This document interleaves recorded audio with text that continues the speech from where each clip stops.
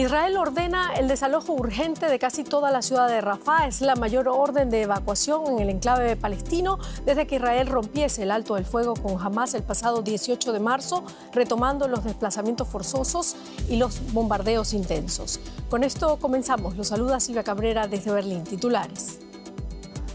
Unos 40.000 gazatíes huyen de Rafah en el extremo sur de la Franja de Gaza en plena festividad que marca el fin del Ramadán y tras nuevas órdenes de evacuación y bombardeos israelíes. La ciudad sin agua, sin recursos. Irán responde al ultimátum de Donald Trump exigiendo a la República Islámica que acepte un nuevo acuerdo nuclear o enfrente las consecuencias. Un alto consejero iraní afirma que su país no tendrá otra opción que dotarse del arma nuclear si es atacado. Un tribunal francés prohibió este lunes a Marine Le Pen postularse para un cargo público durante 5 años con efecto inmediato por malversación. Un golpe devastador para las esperanzas presidenciales de la líder de la ultraderecha francesa y un terremoto para la política francesa.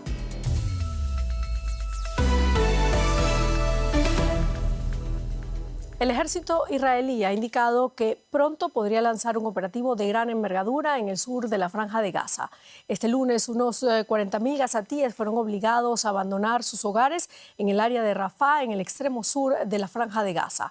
Ello después de que el ejército israelí mandara nuevas órdenes de desplazamiento antes de bombardear la ciudad y las zonas aledañas.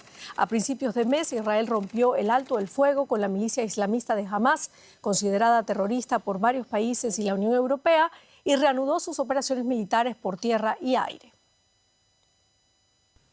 Vamos a Tel Aviv, ampliamos con Maya Siminovich. Maya, el ejército israelí ha anunciado que pronto podría lanzar un operativo de gran envergadura en el sur de la Franja de Gaza. ¿Qué objetivos estratégicos busca Israel con esta acción? Hola Silvia, efectivamente las autoridades israelíes han dicho que esto es una posibilidad y que se acerca siempre que Hamás no se avenga a aceptar el acuerdo que está sobre la mesa ahora y sobre que hay una gran discusión. Hamás pretende liberar a menos rehenes israelíes, Israel quiere un poco más, estamos hablando solamente de unas 5 personas más o menos. Y el objetivo estratégico israelí es el mismo que el principio de la guerra: acabar con Hamás, infligir la máxima presión desde el punto de vista de ayuda humanitaria que no permite entrar desde que se reanudó la ofensiva y seguir actuando de esta manera hasta que Hamás se doblegue. Eso es lo que dice el gobierno israelí, que es la estrategia. Bueno, Israel opera también en el norte de Gaza, donde destruyó ya un túnel del grupo terrorista Hamás. ¿Qué pasa con la gente allí? ¿Hacia dónde están yendo? ¿Qué se sabe además de los rehenes que siguen allí en Gaza?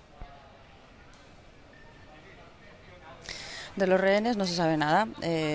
Jamás se lanzó un vídeo de estos que llaman en Israel de terror psicológico de otro de los cautivos implorando para su liberación, pero no se sabe más nada de eso. La gente en Gaza no tiene a dónde ir literalmente, ni los de Rafah, que han sido, como decías esta mañana, ordenados a irse desde el lunes, pero hoy también se han desplazado otras bastantes miles de personas. Les ordenan ir al Mawasi, que es un lugar que Israel considera área humanitaria y refugio, pero los gazatíes dicen que allí también hay ataques desde los cielos. Los del norte de Gaza exactamente lo mismo, dicen que no tienen a dónde ir en estos momentos, por lo tanto la situación es muy caótica en Gaza, y si lo es así para la población civil de Gaza, pues probablemente es muy parecida para los rehenes. Maya, un nuevo escándalo ha explotado en el gobierno israelí. Benjamin Netanyahu ha sido citado a declarar como testigo tras la detención de 2 de sus asesores por un escándalo de Qatar Gate.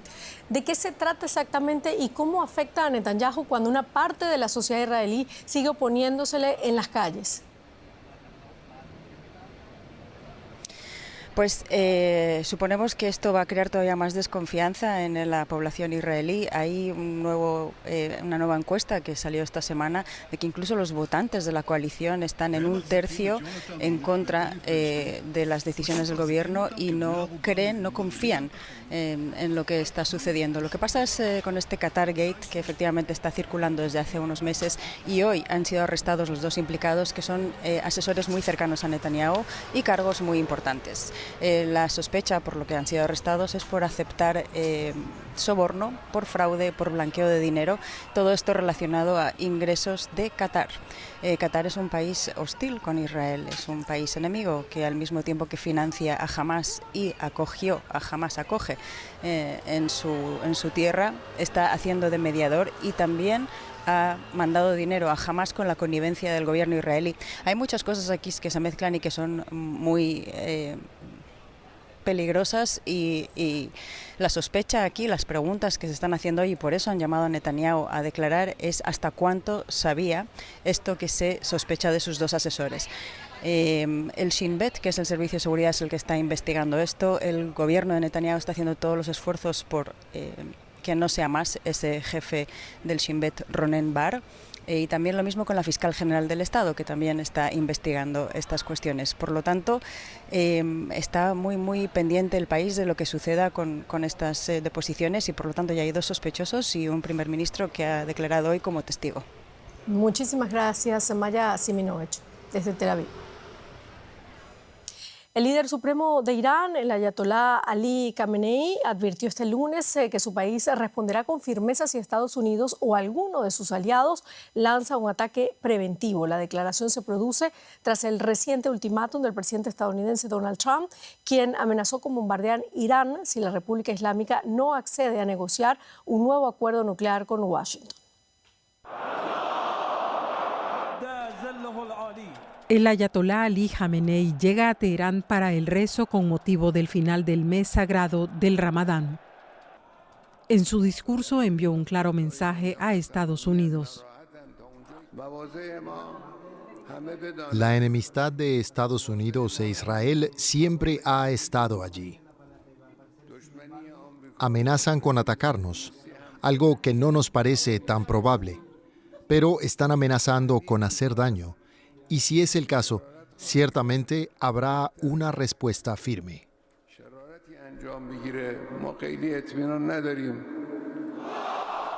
Fue la respuesta del líder supremo de Irán a las exigencias del presidente estadounidense de llegar a un nuevo acuerdo nuclear entre ambos países. Hace poco, Donald Trump reiteró sus amenazas advirtiendo a Irán que sería bombardeado si no acepta su oferta de diálogo. También ha amenazado con imponer nuevas sanciones económicas al país persa.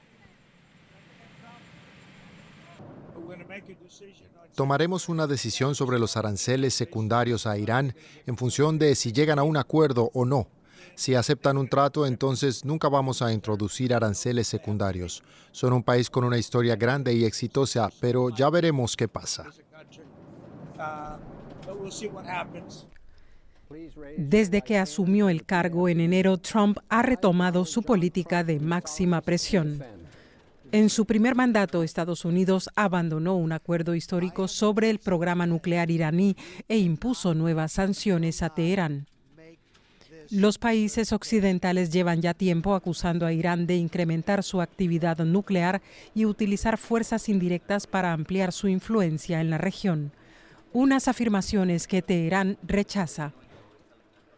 Irán asegura que no entablará conversaciones directas bajo la amenaza de una acción militar, pero ha dejado la puerta abierta para un diálogo a través de intermediarios. Vamos directo a la economía. Andrés Blumenkrantz. ¿Qué tal, Silvia? Tenemos números nuevos de pobreza en Argentina, números positivos. La pobreza en Argentina alcanzó al 38,1% de la población, son datos del segundo semestre del año pasado, una caída de 14,8 puntos porcentuales en relación a los 6 meses anteriores. Estas son cifras oficiales del Instituto Nacional de Estadísticas y Censos. Es un retroceso significativo respecto a los primeros 6 meses del gobierno del ultraliberal Javier Milei, cuando la pobreza se había disparado hasta casi el 53%. La indigencia, por su parte, bajó a 8,2% y estaba en el 18,1% en el semestre anterior, en un país, estamos hablando de 47 millones de habitantes. Una mejora que refleja el impacto de la reducción de la inflación, que el presidente Milei ha destacado como el principal logro de su gobierno, pero que todavía está lejos de derramarse a la población general. Escenas de desesperación se viven en el mercado central de Tapiales, en la provincia de Buenos Aires, entre quienes se ven obligados a buscar alimentos entre los desechos. Cada vez hay más gente rebuscando acá en los volquetes, ¿viste? Juntando. Gracias a Dios vos ves mucha gente que bueno, vienen a buscar y se llevan una bolsita de bagazo, ¿viste? Como decimos, un poco de verdura para su casa, ¿viste? Tienen para comer, por lo menos llevarse a su casa. Hay un hambre bárbaro. Tras una fuerte devaluación del peso al asumir en diciembre de 2023, el gobierno de Javier Milei ha conseguido bajar la inflación, aunque parece haberse estancado en un nivel alto. En febrero de 2025, la tasa mensual fue de 2,4%. Es cierto que hay un cambio sustantivo importante, que es que ahora tenemos estabilidad de precios, o por lo menos estabilidad macroeconómica, y un nivel de inflación mucho más bajo. Pero los niveles de ingresos de los trabajadores, de los jubilados, de los pensionados, siguen por debajo de los que teníamos en octubre o noviembre del año 2023. Tras 2 años consecutivos de caída, se espera que la economía argentina crezca en 2025, sobre todo gracias a sectores como la energía y la minería. Ahora la recuperación económica tiene que llegar a la población. Y vamos a hablar un poco de estos números y de la situación general en Argentina con nuestro colega Alejandro Rebozio, que nos está escuchando en Buenos Aires. Alejandro, ¿cómo estás? Bueno, contanos, para empezar, cómo interpretan el gobierno por un lado y la oposición por el otro este nuevo número de pobreza. El gobierno de Javier Milei emitió un comunicado adjudicando la baja de la pobreza a la estabilización económica, o sea, a la baja de la inflación, a la eliminación de restricciones en la economía, a la apuesta a la libertad económica y a la responsabilidad fiscal. Y el propio presidente Milei hizo un tuit donde dijo que la oposición ahora debía sacar del medio, una metáfora futbolera para decir que le había convertido un gol. Los principales líderes de la oposición y de las organizaciones sociales, que en general están vinculadas a los partidos de la oposición, por ahora guardan silencio. Los que no guardan silencio son los expertos que estudian la pobreza, como Agustín Salvia, de la Universidad Católica Argentina, que advierte que el gobierno está comparando el segundo semestre de 2024 contra el segundo semestre de 2023, cuando en el segundo semestre de 2023, en diciembre, asumió el poder Javier Milei con una fuerte devaluación del peso, con ajuste fiscal y también con eliminando los controles de precios, lo que provocó una fuerte suba de la pobreza. En cambio, si se compara el tercer trimestre de 2023 contra el mismo periodo del 24, o sea, entre el final del gobierno peronista anterior y el comienzo del gobierno de Milei, la pobreza está prácticamente en términos iguales. Precisamente, Alejandro, las organizaciones sociales, las que atienden a la gente más necesitada, que no tiene acceso a alimentos, aseguran que estos números no están reflejando la realidad. ¿Qué es lo que dicen concretamente sobre lo que ven? Los sectores más vinculados a la oposición lo que dicen es que hoy en día lo que es la canasta básica con la cual se mide el consumo de los hogares y por lo tanto, y a partir de eso se establece el número de inflación y también de la pobreza, bueno, no está reflejando la real canasta básica actual de los argentinos. Es una canasta básica establecida hace más de 20 años y no refleja, por ejemplo, el fuerte aumento de las tarifas de los servicios públicos, la luz, el gas, el agua potable y por otro lado tampoco el aumento de los alquileres. Alejandro, tenemos entonces números positivos, también el último de actividad económica, pero sin embargo otras variables como el dólar, del que depende la inflación en Argentina, también el riesgo país argentino está subiendo. ¿Qué es lo que está inquietando a los mercados? Los mercados están inquietos porque consideran que el peso está sobrevaluado. Según la revista The Economist, su índice Big Mac, el peso argentino es la segunda moneda más sobrevaluada del mundo. Y la pregunta es cómo se va a salir de esa sobrevaluación del peso en el mercado oficial en un mercado con controles de cambios. Eso es lo que se está negociando actualmente entre Argentina y el FMI. Argentina, que es el país con más deuda con el FMI, está pidiendo un nuevo crédito, pero el fondo está pidiendo a cambio un cambio en la política cambiaria, y como se desconoce qué tipo de política cambiaria va a haber en el futuro, entonces eso genera incertidumbre. Alejandro Rebozio, en Buenos Aires, gracias por estas informaciones. Hasta cualquier momento. Gracias a ustedes.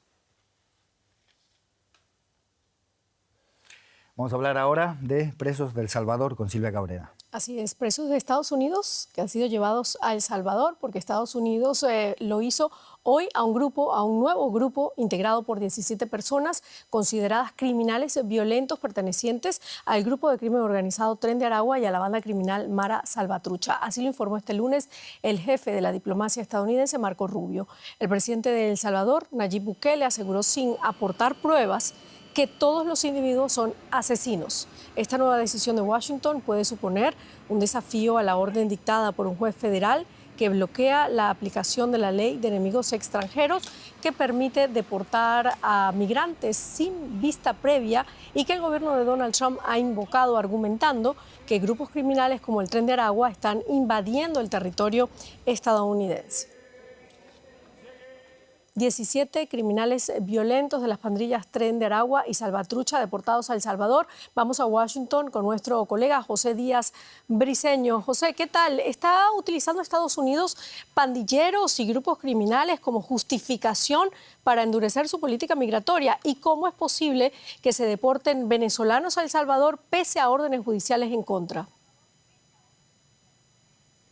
Hoy la vocera de la Casa Blanca, Karoline Leavitt, fue cuestionada sobre la evidencia que había detrás del envío de estos 200 personas a mediados de marzo a El Salvador procedentes de Venezuela, sobre que podrían ser pues miembros de esta pandilla conocida como el Tren de Aragua. Se ha cuestionado mucho en las cortes sobre que la única evidencia que existe contra muchos de ellos sería los tatuajes que algunos portan, y algunos defensores han cuestionado como que esto habría sido suficiente para que los hubieran enviado a una de las prisiones más duras del hemisferio. Y la vocera de la Casa Blanca respondió de manera bastante agresiva, asegurando que cualquiera que dudara de las palabras de los agentes de la ley que capturaron a estas personas, pues realmente no tenía en cuenta el valioso trabajo que hacen por la seguridad pública. Esto te habla mucho de lo que está detrás de la mentalidad de la Casa Blanca en no ceder un centímetro. Sobre el caso del día de hoy, los 17 que fueron expulsados lo hicieron, y esto fue lo que se subrayó por parte de la administración Trump a través de la ley de inmigración, el título 8, y no bajo la ley de terroristas extranjeros, que básicamente les permite pues no tener vistas en estas procedimientos. Hay que decir que es por eso que en principio el crimen por el que fueron expulsados del país es estar ilegalmente presentes aquí, algo que si no has cometido un delito grave no es considerado más que una falta administrativa. Muchos cuestionamientos sobre por qué a los venezolanos se les expulsa directamente a esa cárcel. Muchísimas gracias, José Díaz Briceño, desde Washington. Y 38 años después de haber sido extraditado a Estados Unidos, donde purgó una condena por narcotráfico, Carlos Leder, uno de los fundadores del cartel de Medellín, también ha sido puesto en libertad definitivamente por las autoridades colombianas debido a la prescripción de sus condenas en ese país. Durante los años 70 y 80, Leder, ciudadano colombo-alemán, se convirtió en uno de los mayores capos del narcotráfico al enviar en aviones toneladas de cocaína a Estados Unidos. En 1987 fue condenado a 135 años de cárcel, pero su colaboración con la justicia le permitió reducir su condena. Leder fue clave en el juicio al ex dictador panameño Manuel Antonio Noriega en 1992. Y vamos ahora con un resumen de otras noticias importantes del día. Nicaragua anunció que no recibirá en su país al expresidente panameño Ricardo Martinelli, mientras el gobierno de ese país no aclare si pidió alerta roja de Interpol. El exmandatario está asilado en la embajada nicaragüense en Panamá desde febrero del 2024 tras ser condenado por corrupción, pero pretendía salir hacia Managua este lunes tras recibir un salvoconducto. Martinelli enfrenta otra serie de acusaciones en Panamá relacionadas con el escándalo de Odebrecht. El expresidente Evo Morales lanzó un nuevo partido en Bolivia, Evo Pueblo, junto a sectores indígenas y campesinos que respaldan su candidatura para las elecciones del 17 de agosto, pese a su inhabilitación judicial y la prohibición constitucional de un tercer mandato. El partido debe aún completar un largo proceso legal, por lo que Morales postulará a la presidencia por Frente para la Victoria, con la esperanza de derrotar a su antiguo partido, el Movimiento al Socialismo, actualmente en el poder. Y un tribunal francés ha declarado a la líder del partido de extrema derecha Agrupación Nacional, Marine Le Pen, culpable de malversación de fondos. Le Pen fue además inhabilitada a presentarse a un cargo electivo durante los próximos 5 años. Le Pen y otros miembros de su partido fueron acusados de utilizar fondos de la Unión Europea para pagar a su personal nacional. Le Pen tacha la sentencia de decisión política y proclama su inocencia. Se espera que cumpla una condena de 2 años fuera de la cárcel y controlada por un dispositivo electrónico. Es el peor escenario posible para Marine Le Pen. La líder del partido de ultraderecha Agrupación Nacional en Francia ha quedado inhabilitada para presentarse a elecciones en los próximos 5 años. Le Pen y otros miembros del partido fueron declarados culpables de desviar más de 4 millones de euros de fondos del Parlamento Europeo para pagar a su propio personal. La política fue condenada a 4 años de prisión, 2 en libertad condicional y otros 2 bajo arresto domiciliario. Uno de los fiscales consideró su actitud como un agravante. Hubo una negativa sistemática de lo sucedido y tengo la impresión de que el tribunal tuvo en cuenta esa actitud al concluir que, dada esa negativa total por parte de ella, existía un riesgo de reincidencia. Por eso la sentencia de inhabilitación para ejercer cargos públicos se ejecutará de inmediato. El abogado de Le Pen rechazó la sentencia. La jueza ha dicho que debido a que la señora Le Pen ejerció su derecho a presentar una defensa teniendo como argumento una prescripción, que es un punto de partida en cualquier defensa, había un riesgo de que reincidiera. Es absolutamente increíble.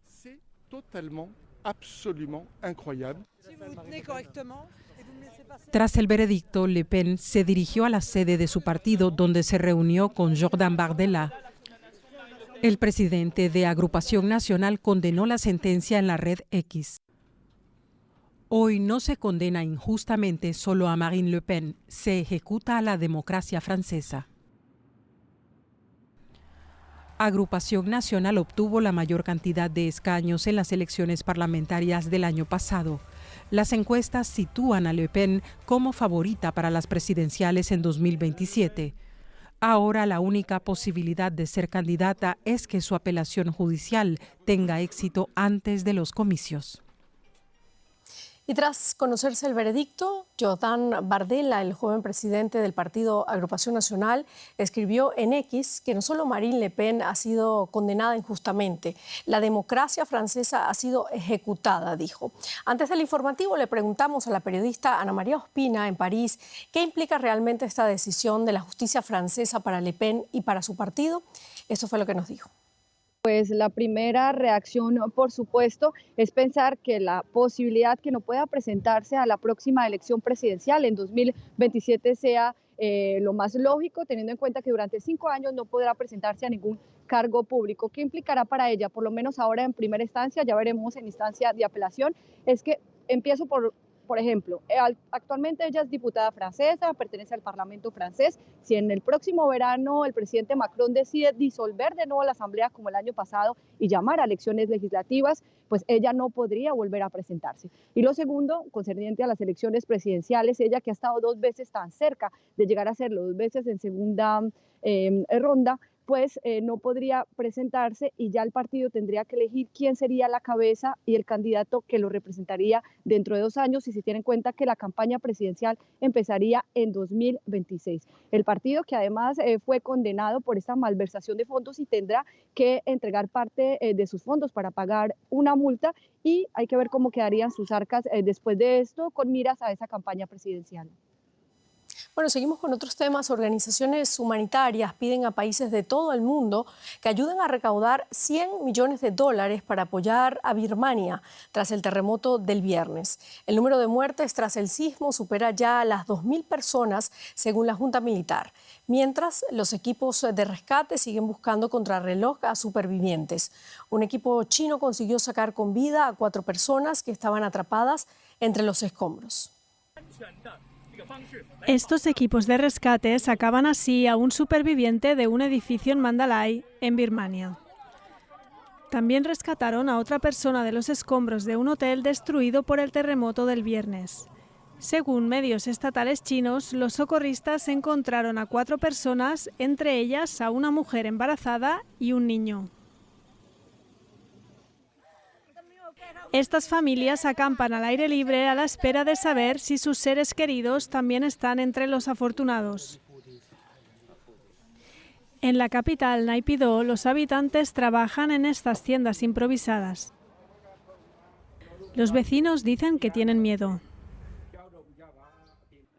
Por la noche dormimos en un descampado, pero no dormimos bien porque hay réplicas cada 2 o 3 horas. No conseguimos dormir o comer bien.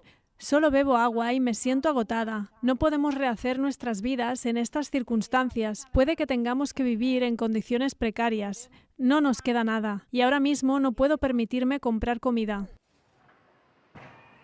Equipos de ayuda internacional viajan camino a Birmania. Pero el país está inmerso en una guerra civil. Los cooperantes piden a la junta militar que les dé un acceso sin restricciones. Antes del terremoto, las condiciones operativas, en el mejor de los casos, eran difíciles. Había problemas con el acceso de la ayuda humanitaria o con las autorizaciones. Esperamos que, dada la magnitud del terremoto y las necesidades, algunas de esas limitaciones puedan suavizarse. El ejército ha llevado a cabo ataques aéreos contra los rebeldes tras el terremoto del viernes. Tanto las infraestructuras como la economía del país ya estaban bastante golpeadas. Ahora el sismo solo ha empeorado las cosas. El terremoto de Birmania también golpeó a la vecina Tailandia. Los equipos de rescate de la capital, Bangkok, sacaron otro cadáver de entre los escombros de un rascacielos inacabado que se derrumbó tras el sismo. Ello eleva a 19 el número de víctimas mortales en Tailandia. 75 trabajadores de la construcción siguen desaparecidos. Las autoridades investigan los fragmentos de metal y acero extraídos de los escombros. Y con eso terminamos nuestro informativo. Muchísimas gracias por habernos acompañado. La invitación es como siempre para que sigan acá en DW Deutsche Welle. Hasta luego.